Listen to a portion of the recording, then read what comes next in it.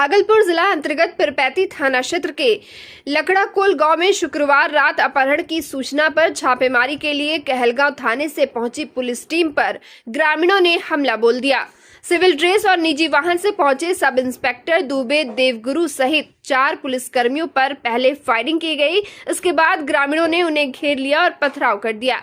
भागने के क्रम में सब इंस्पेक्टर देवगुरु ग्रामीणों के कब्जे में आ गए, जिनकी जमकर पिटाई की गई। उनके सिर में गंभीर चोट लगी है और हालत चिंताजनक बनी हुई है। वही घटना की सूचना मिलते ही दूसरी पुलिस टीम मौके पर पहुंची। इसमें कहलगांव थाने के sub inspector Shatrughan Kumar, NTPC थाना अध्यक्ष सुशील कुमार और डीएसपी कल्याण आनंद शामिल थे, लेकिन आक्रोशित ग्रामीणों ने इन पर भी हमला बोल दिया। पुलिसकर्मियों को जान बचाने के लिए अपने जूते चप्पल तक छोड़कर भागना पड़ा। घायल अफसरों और जवानों को इलाज के लिए एनटीपीसी अस्पताल में भर्ती कराया गया, जहां सब इंस्पेक्टर देवगुरु को आईसीयू में रखा गया है। वहीं कुछ पुलिसकर्मी को शनिवार को मायगंज अस्पताल में भर्ती करवाया गया है, जहां पर उनका इलाज चल रहा है। घटना के पीछे 4 साल पुराना एक हाईवा चोरी का मामला बताया जा रहा है। पीड़ित राजेश यादव लकड़ाकोल गांव के रहने वाले हैं। शुक्रवार सुबह वे वैष्णो देवी से लौटे और नौगछिया स्टेशन से सबौर की ओर जा रहे थे।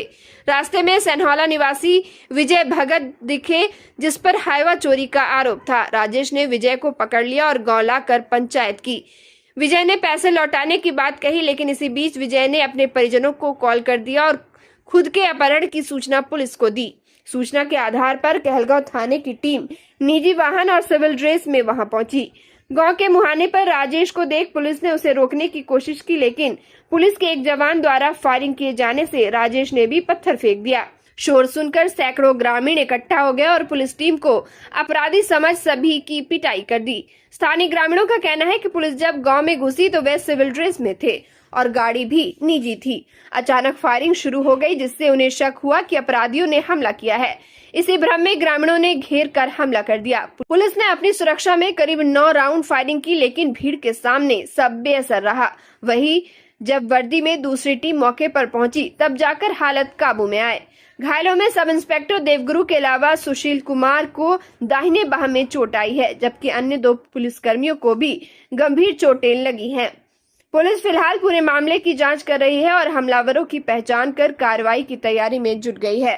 फायरिंग कौन किए थे? फायरिंग सिविल में जो प्रशासन आई हुई थी वही फायरिंग की है। अच्छा, सरकारी रिवॉल्वर से की है। फिर क्या हुआ? उसके बाद हम लोग सर शाम के हम लोग सोचे सर भी हो सकता है अपराधी हो।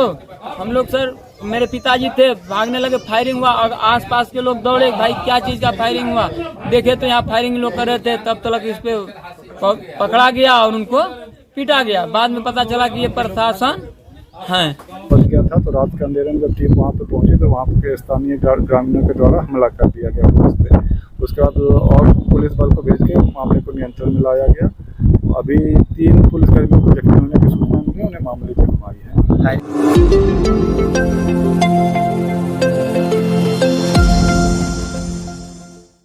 भागलपुर के सबौर स्थित बिहार कृषि विश्वविद्यालय ने अपने 8वें दीक्षांत समारोह का आयोजन अत्यंत गरिमामय वातावरण में किया। इस विशेष अवसर पर बिहार के राज्यपाल आरिफ मोहम्मद खान और राज्य के उप मुख्यमंत्री सह कृषि मंत्री विजय कुमार सिन्हा मुख्य अतिथि के रूप में सम्मिलित हुए।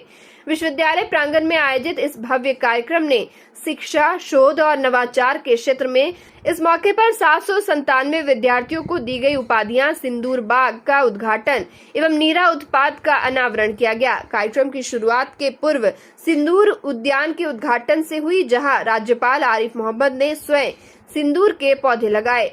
ये पहल बिहार में प्राकृतिक रंगों की खेती को बढ़ावा देने की दिशा में एक महत्वपूर्ण कदम माना जा रहा है। राज्यपाल ने कहा कि मैंने कभी भी नहीं सोचा था कि सिंदूर जैसे पौधे की खेती भी हो सकती है और वह भी खाने में प्रयोग योग्य होगी। यह एक अद्भुत उपलब्धि है। मुख्य समारोह विश्वविद्यालय के सेंट्रल हॉल में आयोजित हुआ, जहां राज्यपाल को मखाना की माला पहनाकर स्वागत किया गया। इसके पश्चात उन्होंने विभिन्न पाठ्यक्रमों के 797 विद्यार्थियों को उपाधियां प्रदान की। इनमें से कई छात्रों को डॉक्टर ऑफ फिलॉसफी और मास्टर ऑफ एग्रीकल्चर की उपाधियां मिली। राज्यपाल ने अपने संबोधन में विद्यार्थियों को शुभकामनाएं देते हुए कहा कि आप कृषि क्षेत्र के भविष्य हैं, तकनीक और नवाचार के जरिए भारत की ग्रामीण अर्थव्यवस्था को मजबूत बनाने में आप अहम भूमिका निभाएंगे। दीक्षांत समारोह में बड़ी वैज्ञानिक उपलब्धि के रूप में नीरा से तैयार पाउडर और लिक्विड उत्पादों का अनावरण किया गया। बीएयू के वैज्ञानिकों द्वारा विकसित यह लिक्विड नीरा पहली बार ऐसे तैयार हुआ है जो 6 महीने तक टिकाऊ रहता है, जो कि वैश्विक स्तर पर एक नई शुरुआत मानी जा रही है। कार्यक्रम में जीआई टैग प्राप्त कतरनी धान, कतरनी चूड़ा और चावल की नई पैकेजिंग डिजाइन का भी अनावरण किया गया। बीएयू अब नई दिल्ली स्थित पैकेजिंग संस्थान के सहयोग से इन उत्पादों को बाजार में आकर्षक रूप में प्रस्तुत करेगा। ये पहल किसानों को उनके उत्पादों के लिए बेहतर दाम दिलाने में मदद करेगी और बिहार के पारंपरिक धान उत्पादों को वैश्विक पहचान भी दिलाएगी। राज्यपाल आरिफ मोहम्मद ने कहा कि नीरा जैसे उत्पादों में वैल्यू एड करके हम किसान की आमदनी बढ़ा सकते हैं। राज्यपाल आरिफ मोहम्मद ने कहा कि नीरा जैसे उत्पादों में हम वैल्यू ऐड करके किसानों की आमदनी बढ़ा सकते हैं। विश्वविद्यालय इस दिशा में सराहनीय कार्य कर रहा है। राज्यपाल आरिफ मोहम्मद ने विश्वविद्यालय को हाल ही में मिले NAAC के A ग्रेड के लिए बधाई दी और कहा कि यह संस्थान इससे भी बेहतर ग्रेड का हकदार है। यहाँ का शोध, नवाचार और विद्यार्थियों की मेहनत इसे विश्व स्तरीय बनाएगी। समारोह के दौरान विश्वविद्यालय परिसर में छात्रों द्वारा कृषि आधारित उत्पादों की प्रदर्शनी भी लगाई गई। इसके अलावा सांस्कृतिक कार्यक्रमों ने दर्शकों का मन मोह लिया।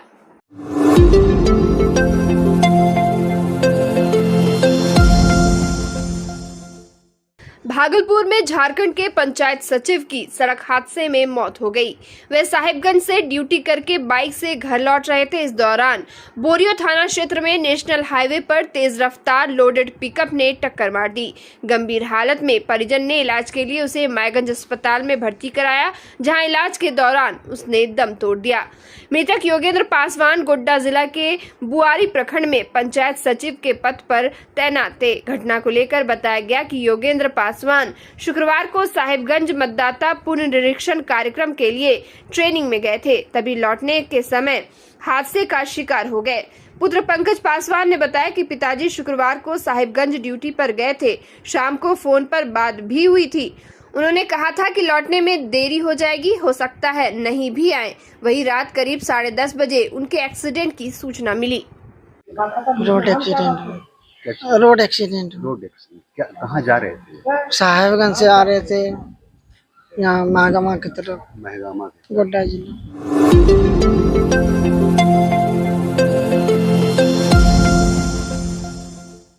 भागलपुर जिला अंतर्गत नाथनगर के मदनी नगर गोलंबर चौक के समीप एक विवाह भवन में जदयू के अल्पसंख्यक संवाद कार्यक्रम का आयोजन किया गया। इस कार्यक्रम की अध्यक्षता जदयू अल्पसंख्यक के जिला अध्यक्ष हाजी मेराज उद्दीन के नेतृत्व में किया गया। कार्यक्रम में जदयू के जिला अध्यक्ष विपिन बिहारी सिंह को बुके एवं अंगवस्त्र देकर सम्मानित किया गया। वहीं सभी गणमान्य लोगों को भी बुके एवं अंगवस्त्र देकर सम्मानित किया गया। जिला अध्यक्ष विपिन बिहारी सिंह ने बताया कि मुख्यमंत्री नीतीश कुमार की महत्वाकांक्षी योजनाओं के बारे में विस्तार से चर्चा की गई और बुनकरों के हित में काम करने के बारे में मुख्यमंत्री से अवगत कराने का भरोसा दिया। जदयू के अल्पसंख्यक जिला अध्यक्ष हाजी मेराज उद्दीन ने कहा कि मुख्यमंत्री नीतीश कुमार ने पिछले 20 वर्षों में बिहार को बहुत कुछ दिया है। उन्होंने कहा कि पहले बहु बेटियों का अपहरण होता था, लेकिन अब वे निडर होकर घर से निकलती हैं और विभिन्न क्षेत्रों में अपना योगदान दे रही हैं। उन्होंने यह भी कहा कि बुनकर भाइयों को बिजली सब्सिडी भी दी जा रही है। कार्यक्रम में शबाना दाऊद, महबूब आलम, हसनैन अंसारी, शबाना, हिमायूं, मुस्तकीब अख्तर, रंगरेज, इजहार अशरफ सहित कई लोग उपस्थित थे।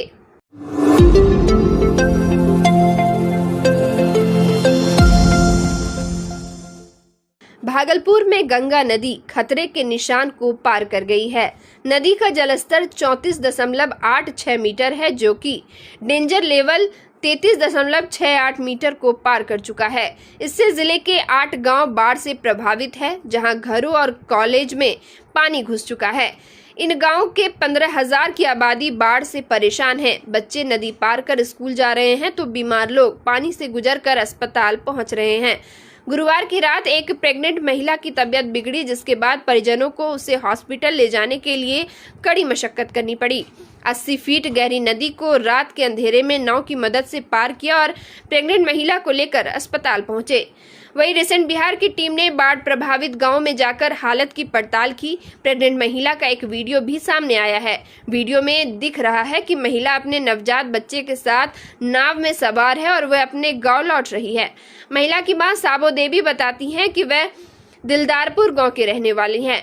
बेटी को अचानक रात में प्रसव पीड़ा हुई। गांव के सभी रास्ते पानी में डूबे थे, कहीं कोई एम्बुलेंस नहीं थी। इस स्थिति में रात 11 बजे 80 फीट गहरे नदी को एक छोटी नाव के सहारे पार किया। वह किसी तरह मुख्य सड़क तक लाई, जहां उसे अस्पताल पहुंचाया गया। अस्पताल में उसने एक बच्चे को जन्म दिया। बेटी को सरकारी सुविधा का कोई फायदा नहीं मिला। वह खुद ही उसे नाव से लेकर शहर पहुंची। रास्ते में डर और दर्द दोनों था, लेकिन उनके पास कोई विकल्प नहीं था। इस महिला की किस्मत अच्छी थी जो समय पर नाव मिल गई। नाव से सफर कर रही स्थानीय महिला बताती हैं कि बहुत दिक्कत से कहीं जा पाते हैं, समय पर नाव नहीं मिलती है। घर में कोई प्रेग्नेंट हो तो नाव नहीं मिलने के कारण घर पर ही डिलीवरी करानी पड़ती है।